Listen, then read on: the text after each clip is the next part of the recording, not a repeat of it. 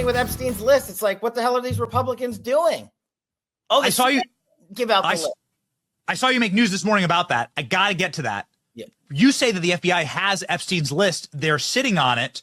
That doesn't seem like something you should do. You're protecting the world's foremost predator. That seems like an evil thing to do, regardless of who may be embarrassed in the release of that list. Why is the FBI protecting the greatest pederast, the largest scale pederast in human history? Simple, because of who's on that list. You don't think that Bill Gates is lobbying Congress night and day to prevent the disclosure of that list? And why is it that the Senate, and good for Senator Blackburn to try to get it out, but then Dick Durbin comes over the top and says, no, we're not going to release the names. I don't care about the list itself, but if release the names, right? What the hell are the House Republicans doing? They have the majority. You can't get the list? You're going to accept Dick Durbin's word or whoever that guy is as to who is on that list and who isn't, and that it can and can't be released?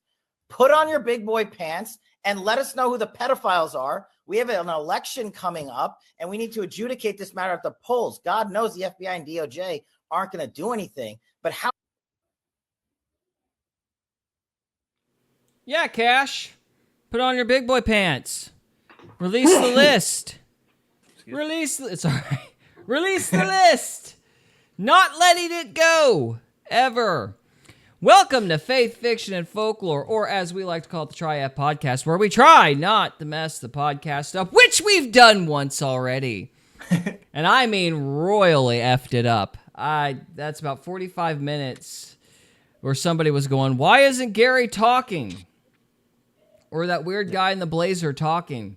Yeah. Anyway, so all is well, though. I think we'll do a better job this time. Oh, yeah. I sneezed. I think I'm allergic to bullshit. You're allergic to optimism. That's what it is. No, Kash Patel, man. Oh, yes, that's right. Yes. He's like, why doesn't the CIA release this document? And he's like, well, the Senate. It's like, no. Why doesn't the CIA release this? Well, the Senate. It's like, we're not communicating here. Yes, it's almost like... And also, I want to note, he's wearing a shirt with his name on it. How ridiculous. One might say that was a tell. Looking back on it, it's like, maybe he was just marketing the whole time. Hey, but I was the first one to get bamboozled. Like, I was all for this guy before this debacle. So, joke's on me. Never trust a guy with his own name on his shirt. Right. So... Anyway, you just expect the most out of people, I guess. I'm a sunshiny optimist. So what Thanks, can I Jess. say? Yeah. You sound good too. Thank you, Jess. I appreciate it. Yeah. Hello. Hello. All right. Never mind. All right. Well, after the first abysmal failure, let's go over what's going to be on this show tonight, if we can get through it. So we're starting out with a book that I spent the whole week reading, which is really the main reason we're going through this again, because I couldn't bear to do a whole week's worth of reading and then not even do a show on that. That was too painful. But we're going to be we're going to do a book review of Laura Delano's book called, if I can pull it up on Amazon, Unshrunk. So the book is called Unshrunk: A Story of Psychiatric Treatment Resistance. So, I really liked this book quite a bit, and I think people should give it a read. Now, she is very anti-God, which annoys me, and I wasn't a big fan of the end of the book, but I was a little sympathetic because I kind of understood why. Basically, after she was kind of... The reason that she was basically run through the ringer or run through the psychiatric system the way that she was is because she trusted authority. She blindly trusted authority, and those people betrayed her by doping her up for years on end. And so she's a little hostile to any sort of authority whatsoever. And I don't like it, but I kind of empathize with it.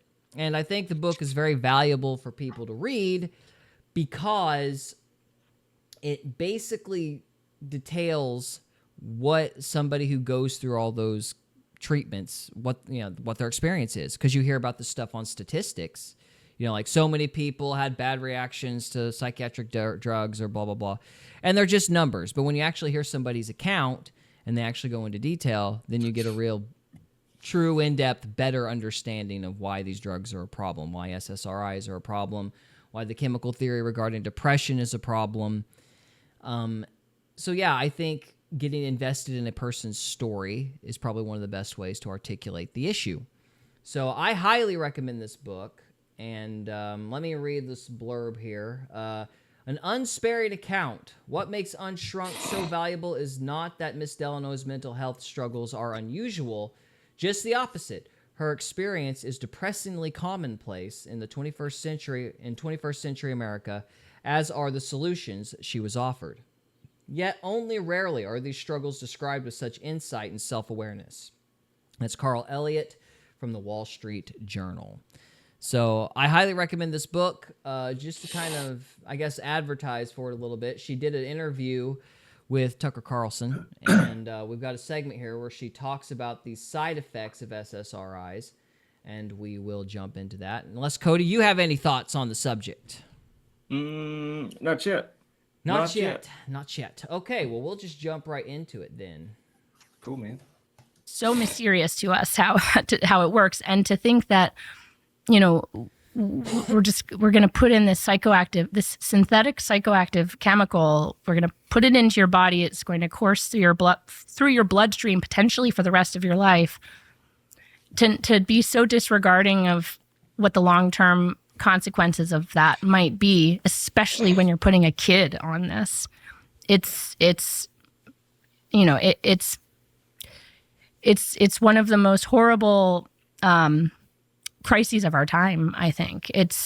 Because, to return to your question, you know, besides the antidepressants and the mood stabilizers, they're the antipsychotics, you know, Risperdal, Seroquel, Zyprexa, Geodon. There are, of course, the anti-anxiety drugs, the benzodiazepines, Klonopin, Valium, Ativan. And there are the stimulants, the so-called ADHD drugs like Ritalin, Adderall, and then the sleep aids like Ambien and Lunesta. So those are that's the family, the psychiatric drug family. Can we go? Okay, so can we? Okay, I want to stop here because this is where we stopped last time. In one of the books that she recommends, Robert Whitaker's The Anatomy of an Epidemic, he talks about how kids as young as 4 are being put on these kinds of medications. They're being put on like bipolar disorder medications. 4-year-olds. From what I understand, the brain doesn't finish developing until 26, and yet we're putting people on psychiatric drugs before their brains have even finished developing. In fact, we're diagnosing kids with lifelong diseases before their brains have finished developing. Mm-hmm. So yeah, I would also recommend this book here, The Anatomy of an Epidemic, because Laura Delano recommends the book. This is one of those books that she cites. Anatomy of an Epidemic, Magic Bullets, Psychiatric Drugs, and the Astonishing Rise of Mental Illness in America. This is by Robert Whitaker. So basically, he asks a very interesting question. He asks, well, if science is progressing in America, then why are there more issues with mental health than there have ever been? Because science is progressing in America. Exactly. Could it be that the pills are causing it? No. Shut up. We got to make that money. Shh. Start at the beginning, if you don't mind. So the antidepressants. So that would include SSRIs, correct? Mm-hmm. Okay. So you were put on that immediately. What is the effect of that on you? Well, it's such a complicated question to answer because in hindsight, I can see all the effects. But at the time when I was on them, I didn't notice the effects. It was subtle. It was, in some cases, gradual. So when I look back now at how my life, the different path that psychiatric drugs set me down, I can see that they altered my body physically. So, and not just I couldn't answer what antidepressants specifically did. So for me, what the drugs did generally, whichever ones did what, I couldn't say, but they interfered with my basic bodily functions. So I pretty quickly began to have digestive issues. You know, you don't get told that it's like 90 to 95% of your serotonin receptors are in your gut. Picture the house of your dreams. Maybe it's got an outdoor pool, a huge front porch, an inviting fireplace for a cold winter's night, no matter what. Apparently, we really, really like Tucker Carlson. Yes. Well, Jeremy from Geeks and Gamers has the rule, and I have to abide by the rule, I think. If we're going to borrow somebody else's content, we got to listen to their read-through. It's only fair. I don't typically take rules from people I've never heard of. Well, either way, we're going to grind our teeth and have integrity, I guess. So. What you prefer, there's little doubt that an American flag waving out front enhances the whole thing. What better way to welcome your guests than with a flag outside your home? But wait, there's a problem. The American flags you're likely to buy at some big stores were made in China. An American flag made in China? Come on. Pure Talk, America's wireless company, believes every... China. Millions. Chinese virus. American deserves an American flag that was made in America. And that's why they're determined to give an allegiance flag, the highest quality American flag, to 1,000 veterans in time for summer. Pure Talk is using a portion of this month's sales to honor Flag Day and provide these American flags to American veterans. With plans from just $25 a month for unlimited talk, text, plenty of data, you can enjoy America's most dependable 5G network while cutting your cell phone bill in half for real. Ooh. Go to puretalk.com/Tucker to support veterans and to switch to America's company, wireless from Pure Talk. So the point of these... Cutting my cell phone bill in half, you say? Yes. I don't know if we're ever going to get to a point where we could even do read-throughs, but I don't know how people do it. It just seems very, very soul-sucking. But you know what? Yeah. But more power to other people. I just don't know if I could ever do it. So I don't know. But hey, if somebody gives me a big check, I don't know. I might find out I'm incredibly morally flexible. Who knows? So, we'll have to wait till the temptation knocks on the door, I guess. I don't know. Drugs is to regulate or affect or disrupt, but change your serotonin levels. That's the crude way that we understand them so far. So they obviously act. So an SSRI, selective serotonin reuptake inhibitor. So it's named as a serotonergic drug so that it primarily acts on the serotonin system. It acts on many other systems too, because it's all interconnected. The human body cannot be compartmentalized. But the serotonin system... And as we talked about last time, this is one of the fatal flaws of the whole methodology. What Robert Whitaker in that book, Anatomy of an Epidemic, goes through is the magic bullet theory, which we talked about earlier. Basically, when they first started coming up with medicines for different diseases, they had this idea of being able to kill a particular disease without affecting the other cells, because originally it was kind of thought if you stick something in the body to basically poison a particular microbe or whatever, you can't really do that without killing the body itself as well, right? Like you end up taking out both at once, kind of like what chemo does with cancer. Mm-hmm. Well, some people thought that wasn't true. They thought that you could target, when it came to diseases, you could target, you could target them with specific chemicals. And that turned out to work in the case of physical diseases. So what they wound up doing is applying the same methodology to mental diseases. But the problem is the human brain is interconnected with other systems in the body. For example, your gut. So you can't really do this whole magic bullet thing with an interconnected system, at least not very effectively. So it's kind of built on this paradigm that, and again, the timing, it's a kind of an evolutionary paradigm that essentially the human body is like building blocks. You've got simple to more complex systems, but that's not how the human body or nature or anything really works. It's really a Gordian knot, a bunch of interconnected nerve endings and tendons and everything else. Like everything's dependent on everything else, which is why the neo-Darwinian chance mechanism for evolution doesn't work, because you can't just have one mutation create isolated changes in one area and not expect it to affect everything else in some way. Anyway, so the bottom line is the magic bullet approach when it came to like mental diseases just isn't effective. not in the same way that it's effective against physical diseases. So, Mr. But Cody, it's what's called for. I'm sorry. The people want it. The people want the magic bullet.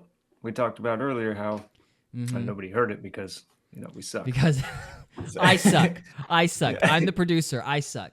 So, but so like when you go to the doctor, you're not answering honestly on how many drinks you've had that week, right?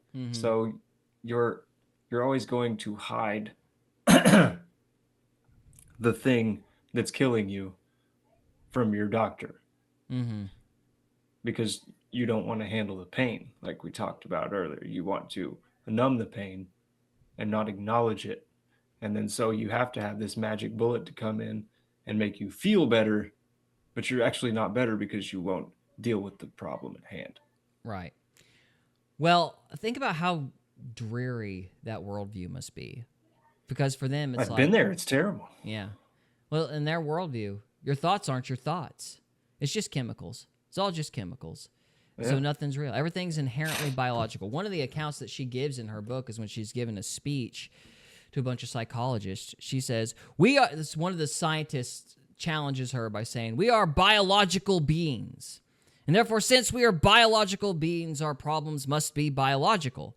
There's no acknowledgement of the soul, no acknowledgement of an inner life, no acknowledgement of anything outside of the body. Yeah. Yeah, we're a mixture. We're a hybrid. We're both biological and we're spiritual. And so there's an interplay between those two forces. But in their worldview, it's just biology. So if you can just get the witch's brew of brain chemistry just right, then you can fix somebody. But of course, this is one of the other points is normal is really just a setting on a washing machine. There is no actual, like, quote unquote, normal scan of a regular human brain. That doesn't exist. Nobody knows what like a proper brain is supposed to look like. So how are you supposed to create the right chemical concoction to artificially put together the correct human brain? Can't do it. We don't even know what it is. So how could you do it? So, Yep, but they tell you they treat your brain with chemicals. Right, exactly. Through your stomach. Through your stomach. Oddly. Through your stomach. Swallow this, yes. And then they try to, or they'll give you electroshock and then cause you to have seizures. And it's like, well, I guess we fixed them. It's just horrid. Anyway, moving on. Besides being, largely responsible for how your gut functions, it also, muscle function. They're like basic primal, if I'm remembering correctly, I think it's the serotonin system that regulates like temperature, vomiting reflex. Like it's really primal. This is not just about happy chemicals. Right. And so when you're taking an SSRI or an SNRI, any of these serotonergic drugs, it's not just acting on the brain, it's acting on the whole body. And so a lot of people, myself included, will get diagnoses of irritable bowel syndrome, or, they'll have other kinds of digestive issues while they're on these drugs. Sometimes it starts quickly, sometimes it takes a while, but it doesn't occur to you because we're not wired, we're not programmed to question medical treatments generally. At least I wasn't. And so as my physical issues accumulated, I just assumed I was just, because I'm so mentally ill, I'm not taking good care of myself. I'm eating shitty food. It's your fault. Exactly. And besides digestive issues. That was the other point. This is the part where we realized we had a problem. So let me, I guess, continue on this thought. This is the other strategy they use. Whenever it doesn't work, it's just like dieting. Like I'm having flashbacks of like when I was trying to lose a bunch of weight. Because I used to be like 224 pounds and I lost like 70 pounds. But before that, or 68, but before that, what you would always hear from the coaches is, it's your fault. You're not doing enough. You're not doing enough. Mm-hmm. You don't know what you're supposed to be doing, but you're not doing enough. You don't understand how weight loss works, but you're not doing enough. You're the problem. It's not a bad information or a lack of information or something you're missing. No, you're the problem because you're just not diligent. And it's the same thing here. It's like, it's not that the pills are making you vomit. You're just not diligent enough. You're not doing the work. And so they just blame you, even as your symptoms, physical and mental, progress. Yeah. They're putting their diligence somewhere else, though. They're like sneaking a Twinkie every couple hours, out of their purse. And, that Twinkie's what's killing them. Well, for these That people, repetition, that ritual. For these people, it's literally the pills. Like, it starts out with... Yeah, the pills will kill you. Yeah, for sure. Yeah, well, it starts out with, like, basically behavioral issues. You know what I mean? Like, they'll equivocate some kid not paying attention with ADHD, But it's because he's eating bags of candy every day. Like... Yeah, it could be. Yeah, it's like, it's another cause. It's environment.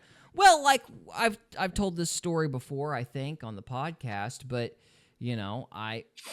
I've had teachers. I guess I should be vague so as not to embarrass anybody. But in the teaching world, autism is becoming an increasingly popular diagnosis. Vaccine. Right. Yeah. Vaccine, maybe. Yeah, possibly. You mean the jibby jab that shall not be named? So, all the jibby jabs. But anyway, in one case in particular, the kid wasn't paying attention because of a tablet, and once the tablet was removed, the behavior improved. But the teachers were screaming their heads off about autism, Really? Yeah. And so they just don't even know what autism is. Well, they broadened the definition because that certain jibby jab that shall not be named, or all the jibby jabs that shall not be named, they're causing it. The medical companies know they're causing it. So, and this is Robert Barnes' take, and I happen to agree with him. What the medical companies are doing is they're trying to normalize autism. And so they've broadened the definition of the term. Like when you and I were kids, autism was like rocking in the chair, screaming, completely. Pretty extreme. Yeah, pretty extreme, unable to communicate.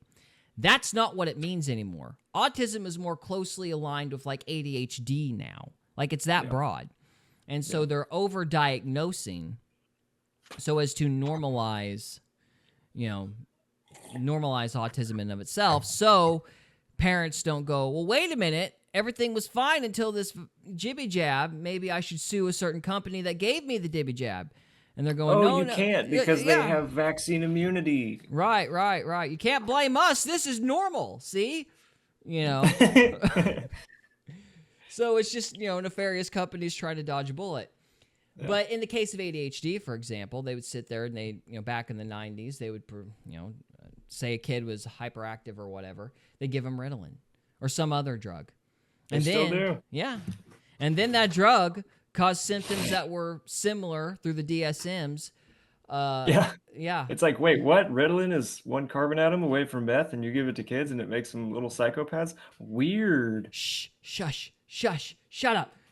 Now, and what happens after they give them this chemical? They start displaying symptoms of bipolar. And they're going, oh my goodness, your kid is bipolar. Who knew? Here's another drug. What? Your kid can't sleep now? That is so shocking. Your kid is really messed up. Here's some anti-sleeping medication. What? He's sleeping too much. Yeah. They're pushers. It's almost like they're pushers. It's weird.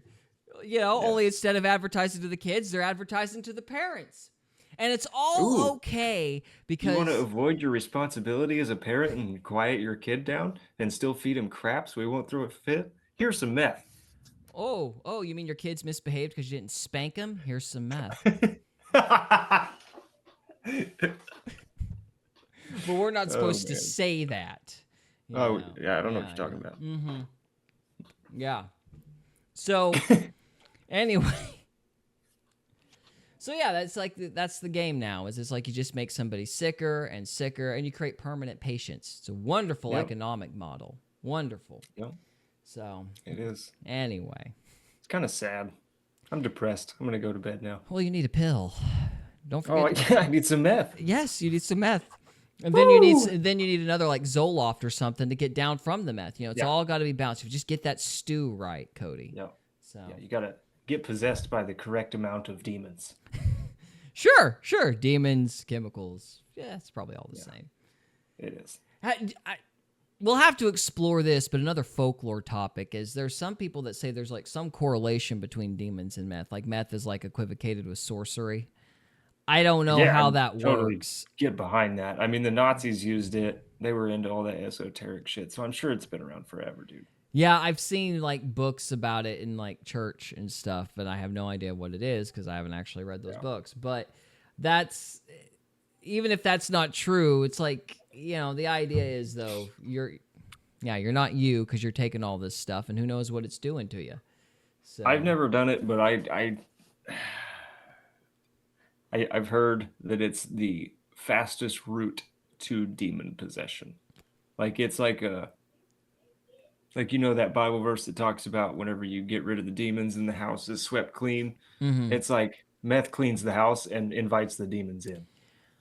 I don't know if it's demons. Like, if I'm being serious, like, the problem is, of course, we don't know what exactly causes schizophrenia either, but meth very much mimics schizophrenia because it's basically synthetic dopamine. So your body gets flooded. Okay. Yeah, so your body gets flooded with a synthetic dopamine, then those receptors get turned off, and yeah, it causes like those rushes, and so that's why you get the hallucinations and the voices and everything like that. So it's literally, well, it's like anything. It's like if you take too much of something, be it a steroid or regular drugs or these drugs that we're talking about here, your body shuts off its own production of those things to keep homeostasis. Mm-hmm. So, you know, that's why you have to be very careful with getting off of meth and like taper off of it, because some people have been known to go nuts just trying to get off the stuff cold turkey. That doesn't happen in every case, but it's been known to happen. Mm-hmm. And so, but yeah, and again, it's because your body is no longer producing dopamine at all because you've been on meth for so long. Mm-hmm. So it's just, so I've heard it's like with meth, like you only see, like you say hallucinations, that's a super broad term. Like with meth, people only see shadow people and the green-eyed demons. Like that's it. I heard tree people. Tree people was the one around here in 2010. Same as shadow people, isn't it? I don't know. I don't think so, but yeah, I've heard. Are you talking about an int, like off of Lord of the Rings? They never went into detail. They would talk about seeing people in the trees. Yeah, that's shadows. Shadow people. Okay, well maybe. They didn't describe them as such, but you could be right. I mean, I don't know. I'm just going off what you're saying. But. Yeah, well, when I was in the addictions, when I was training to be an addictions counselor, I didn't finish it, but whenever I was in that course, they taught, the addicts would talk about seeing people in the trees. One guy described like intense paranoia. You know, he was like convinced that the cops are going to realize he was growing pot in his backyard. So he literally hung fishing lures on the pot and painted them up like tomatoes. You know, yeah, stuff like that. That's hilarious. Yeah, stuff like that. So, yeah. But I've seen a few cars that like tweakers mess with. It's pretty funny. It's the guy that told me that story about the tomatoes. He was a really good guy. I would consider his story a miracle. But he basically he survived a meth explosion, and because of the explosion, he got off the drug. But and as he was recounting the tale, though, one of the disheartening things he said, though, and it kind of ties into this actually, is he talked about how it's a money racket. Like even the cops are in on it. They're basically busting people, then selling the meth that they've busted. You know, a lot of them, like there's just like this give and take. Like it's a whole industry, and people make a lot of money off it, including the CIA. But anyway, and the purple. So, yeah, it's just. So I kind of see meth as like everything puts you in a different vibrational state. So think about like magnetism. So when you take meth, like say you're vibrating at 100, okay, just a random number. Mm-hmm. Okay, so you got like you can vibrate at 20, or your homeostasis, as you would say, would be like 100. So you can like during prayer when you're like meditated, connecting with the Lord, you know, having your shower thoughts, you know, you're at like 110, 115, somewhere in there. Jesus was at like 150. When you take meth, you're at like 6.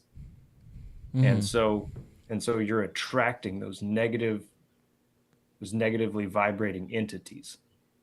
Mm-hmm. So like you're a magnet for shit. I mean, I don't think that's kind of how I see it.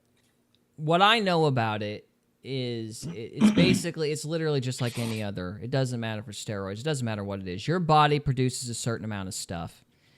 And when you flood it with artificial stuff, your body stops making it. And then your body but takes those a while. Are all self-contained. Well, they're not, though. That's kind of the problem. It affects all parts of you, you know. And okay, so you're like saying like steroids affects your mood as well. Mm-hmm. Oh yeah, okay. It affects your mood. It affects your downstairs. It affects everything. I know. Yeah. Yeah. Yeah. No, it goes through because it's all like you've said. It's the gut. Gut's kind of an epicenter for all those different functions. Everything that gets broken down in there and sent to different parts of the body. So yeah, all those systems are interconnected. They kind of affect everything, and then you experience very harsh symptoms whenever you try to get off of them. Mm-hmm. And this is the thing, though, and this is the point that she brings up in her book. They don't exactly. Well, whenever people start having adverse reactions from getting off of the drug, they don't call it withdrawal symptoms. That's the real tragedy of it. See, whenever you get off the stuff and you start getting really sick, they go, "Oh, well, of course you're really sick. You're no longer taking your meds. You need to get back on them." I've seen that in real life, man. Like, it's like ultimate gaslighting. It's terrible. Mm-hmm. Yeah, gaslighting. It's a perfect word for it. Exactly. So, let's see. We're going to skip ahead here towards the end. Hopefully we get another commercial about American flags and boner pills or whatever it was. You will be a patriot before the end of the night. So let's hear her account of getting off of or getting away from psychiatry. Let's see. We'll hear about that, and then we'll call it good. What was lost? Yeah, well, and our life expectancy is dropping. Well, I'm aware. I'm highly aware. Even have that. Okay, so I got two. Just to elaborate on that point, yes, all of our life expectancies are dropping because science is progressing.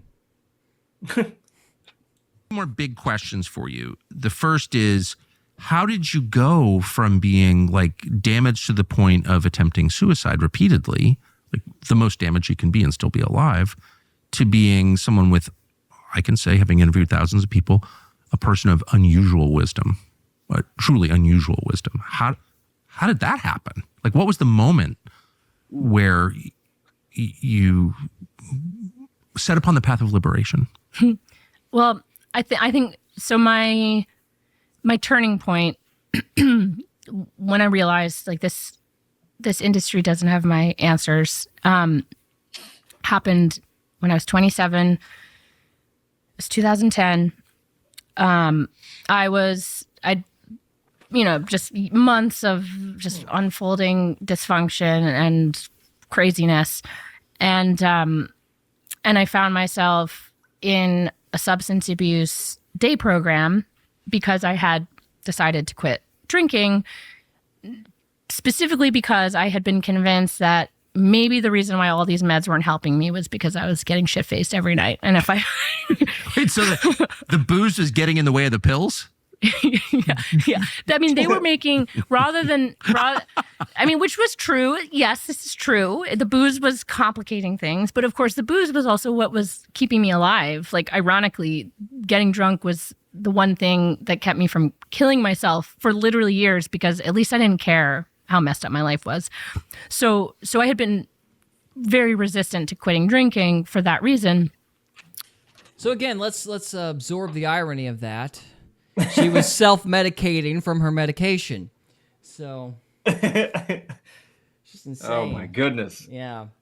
So she self-medicates, the doctors medicate her because she's self-medicating. Mm-hmm. It's like a vicious cycle. It just grows and grows and grows. On what ended up being my second to last hospitalization, just for whatever reason, I heard this message from a mental health worker about maybe try not drinking. And I think because I was still holding on to... Just a thought. Yeah, gotcha. I don't want to be too harsh because it's like, look, you don't, like, you have to understand from her perspective. It's like she's taught this is the truth. You know what I mean? Mm-hmm. This is the way out. And if this can't help me, nothing can help me. So what choice does she have but the alcohol? From our point of view, it's like, well, psychiatrists are idiots. Why are you trusting them? But we've been blessed with a deep-seated contempt of authority. She wasn't, you know? And so if these people are the priestly class and the priests can't help you, what else is there but other drugs? God. So, yeah, but you see, the priests are God now. The psychiatrists are God now. It's all biology. You're just a bunch of chemicals slapped together in some goo. It's fine. What are they? A cosmic soup or some crap like that? Primordial soup. Yeah. Yep. I hope that maybe the meds would one day help me. I was like, okay, because maybe he's right. If I stop drinking, my super treatment-resistant bipolar disorder, like maybe now it will be treated. So I was in this substance abuse day program. I was living with my aunt and uncle who had generously offered up their home to me. And the psychopharmacologist on my 5-person treatment team kind of caught wind that I was like having a hard time and maybe becoming suicidal, which I was. And he was like, you know what, Laura, why don't you take a break? Like, why don't you go over to the short-term unit and just, so you can feel safe. And I was like, you're right. I wanted to go. I was so afraid of myself that I loved going onto psych wards because it was the only place where I felt safe for myself. So I was like into it. I loved it. So I was like, great idea. I just want to go home first. Let me get my belongings. It's not fun going onto a locked ward without anything, like any of your comforting possessions. And he's like, oh, I can't let you do that. I was like, what do you mean? He's like, well, you're suicidal right now, so I have to take you directly there. I can't let you leave. And I was like, I just told you I want to go. Like, I'm coming back. I really mean it. And I meant that. I was. He's like, I'm sorry. And something in me, it kind of really outraged. It ignited in me. And I was like, this isn't fair. Like, I'm coming back. And I started to raise my voice and I started to get more angry. He ended up calling security, and a couple of security guards came on by and they escorted me over to this unit, and they gave me the so-called choice of going voluntarily or involuntarily. Well, this progressed quickly, didn't it? Oh my gosh. In a matter of, 15 minutes.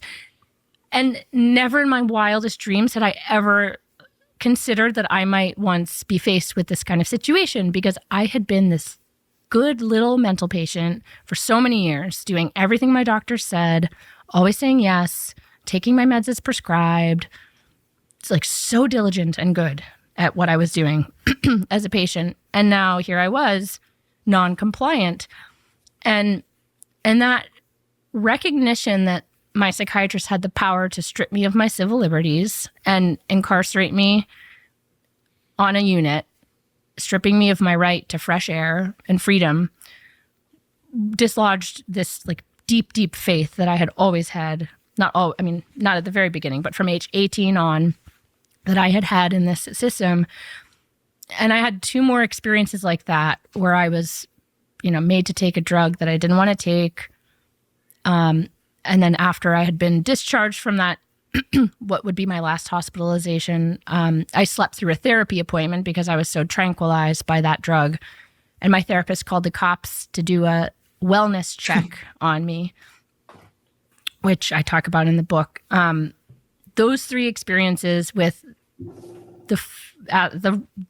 basically the power that psychiatry has to force you to do things you don't want to do made me step back and just start questioning all of it. And it was in that questioning space and the fact that I had quit drinking, I hadn't yet found AA. So I was like really fucking miserable because I just stopped. I removed the one thing that I had for relief without doing any work on myself. So I was really, really miserable. But in that space opened up this new... Waiting for docs to write themselves? Nope. Here's the secret to getting Absolutely words not. down without losing momentum. Curiosity, like, who would I be off of these meds? I've been on these meds since I was a kid. Like, I've never known myself as an adult off meds? Like, what would my baseline look like? And we're going to cut it off there. I bet her brain's the size of a walnut. No offense, obviously, but Well, she was put on this stuff when she in her teens. I'm not blaming her. I'm just saying it probably First is. diagnosed with her in her teens, yeah. It's a really sad story, but she does get out of it. Yeah. So, if... So, I have a question. Yes. Her name's something Delano. Laura Delano. Okay, what did she do before this? Because she had a 5-person team therapy staff. Like, what? How much money does this chick have already? Her parents were well off.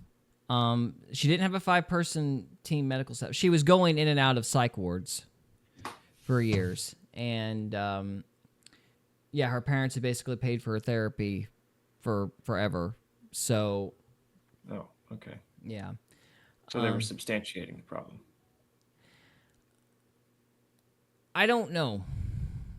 Because it's like, again, this is the paradigm of people who believe in that stuff. You know, they didn't think there was another way.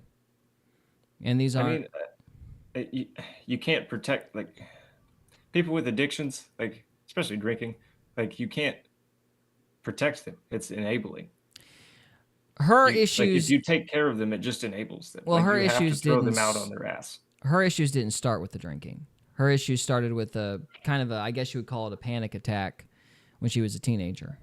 The drinking, I think, after reading the book, is basically a result of her being miserable, partially because of meds she was on or because she thought she was bipolar. She'd had the seed planted in her head, and that had given her an excuse. The way she puts it is, you know... She identified with the bipolar She started disorder. identifying with the bipolar disorder. That gave her an out for bad behavior.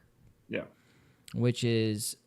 Actually, that is actually something the lady that was my professor in that class, that addictions class, warned about. She said, you have to be very careful with these DSM diagnoses because people will they'll start going, I'm bipolar. Yeah. I'm this, I'm that. And the goal stops being getting better. The goal starts becoming part of this special class of people. And that just keeps them in the system, and you have to avoid it. You have to avoid that, and you have to work with people to make sure they avoid that outcome.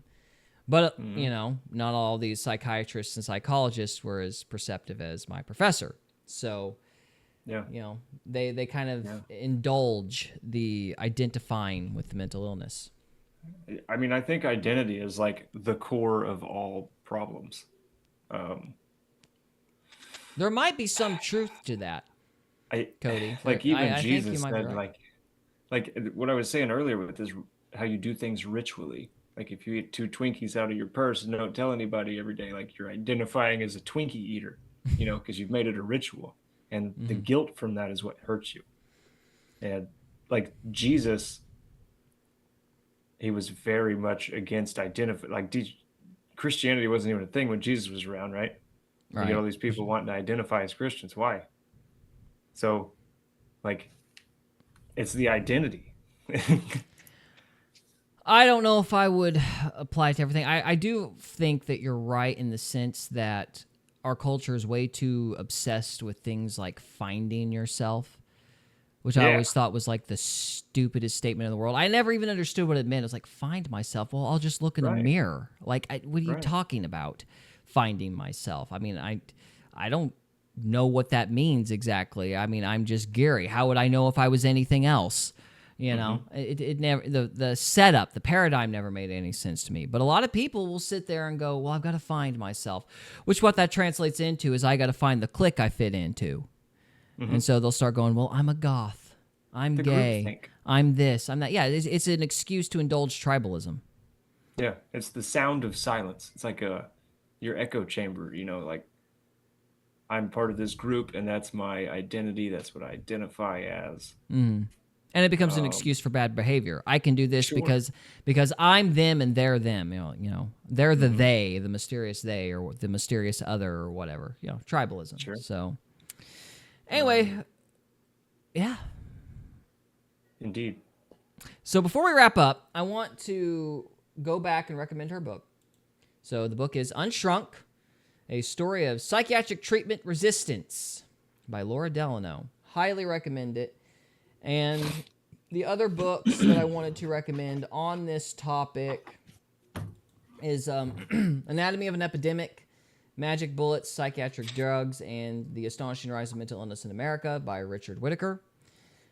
This is one of the books that she cites, and I've started it, haven't finished it, but I'm enjoying it so far.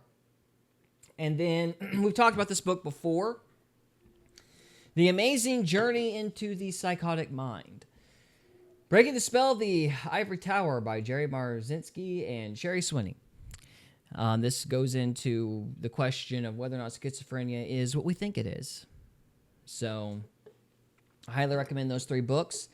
And you might be asking yourself, why in the world these people are able to get away with this? How can they sit there and have these fake trials? We talked about, I think, in the previous version of this podcast, we talked about how the definition of even a placebo has changed from basically being sugar water to the prior vaccine. So they changed things legally, so hoping that you don't notice.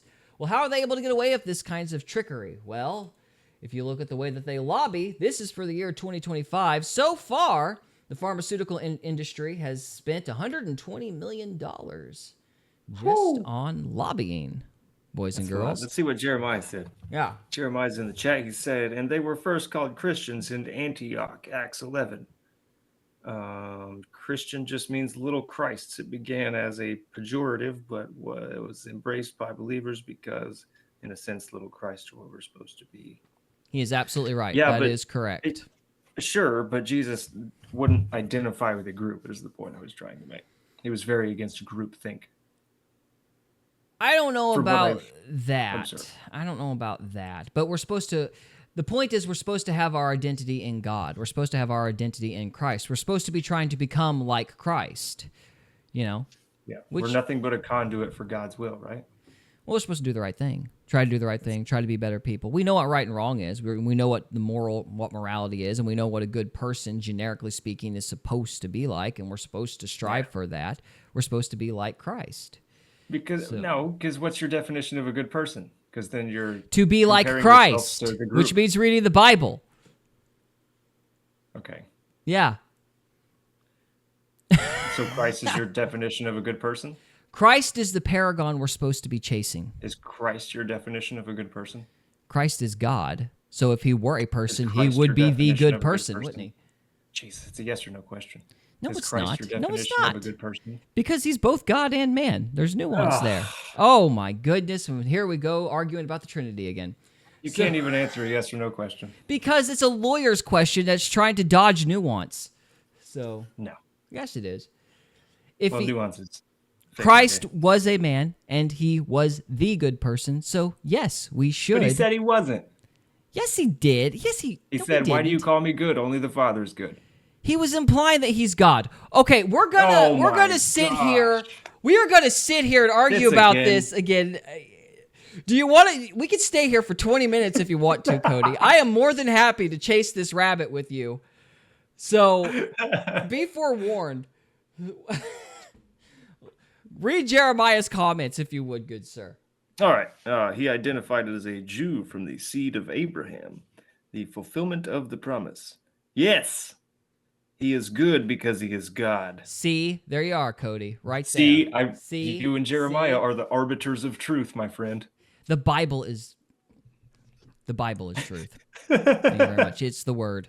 Anyway, okay. So that's how the pharmaceutical companies are able to get away with this. They lobby the crap out of everyone. And what was... Okay. Read the next one, Cody. It's kind of funny. No. 2,000 years of traditional interpretation versus Cody. Well, I'm fine with that. Okay. Me versus the world, bro. Yeah, Cody versus the world. So, okay. I wanted to repeat what we had read in the previous botched live stream. Yeah. Really quick. Just some food for thought. We were talking about the interconnectivity of systems in the human body. This is referring to serotonin. So let me read this paragraph from a Harvard. Let's see. It's the harvard.edu blog, Gut Feelings, How Food Affects Your Mood. I'll just read this one paragraph really quick. Apologies that the paragraph is not centered.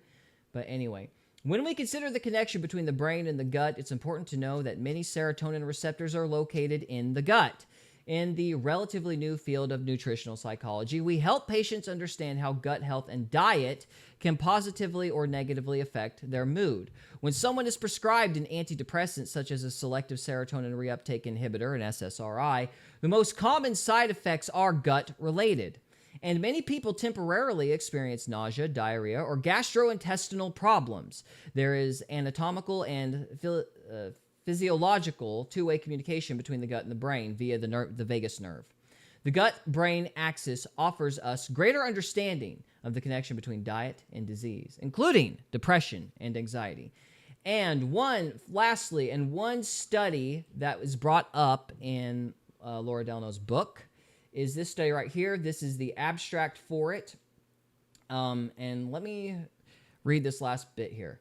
The main areas of serotonin research provide no consistent evidence of there being an association between serotonin and depression, and no support for the hypothesis that depression is caused by lowered serotonin activity or concentrations. Some evidence was consistent with the possibility that long-term antidepressant use reduces serotonin concentration, which is what we're talking about. If you use these drugs, your body stops making it, which makes the problem worse. So this was a study brought out in 2022, and it goes to show that the chemical theory of the brain is wrong and has been wrong for years, and yet we have been taught that it is the truth because we are one of 2 countries in the world that allows pharmaceutical companies to advertise their miserable drugs. So that would be the United States and New Zealand, for those who don't know. So, all right, for the final time, the book is Unshrunk, a story of psychiatric treatment resistance by Laura Delano, and I highly recommend it. So, Cody, do you have any final thoughts? I'm just trying not to make a wee-wee joke, bud. I get that reference. So, I mean, Unshrunk? Oh, well, then I don't get the reference. Okay. Well, with all that being cold said, outside, I'll tell you that. With all that being said, guys, thank you so much for watching. If you're on the live stream, please stay with us. We are moving on to part 2. If you're watching this after the fact, thank you so much for watching, and we'll see you on the next one. We hope you enjoyed this episode of Faith, Fiction, and Folklore. If you did, we would love it if you would subscribe to us on YouTube or follow us on Rumble. We can also be found on X, Instagram, and Facebook. And we are available on Spotify, Apple Podcasts, Amazon Music, and iHeartRadio. Thank you again very much for listening, and we'll see you next time.